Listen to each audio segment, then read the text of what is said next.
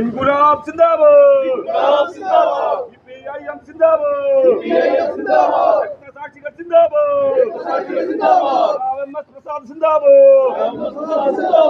ഇല്ല മരിക്കുന്നില്ല, എംഎസ് പ്രസാദ് മരിക്കുന്നില്ല. ജീവിക്കുന്നു ഞങ്ങളിലൂടെ, ഞങ്ങളിലൊഴുകും ചോരയിലൂടെ.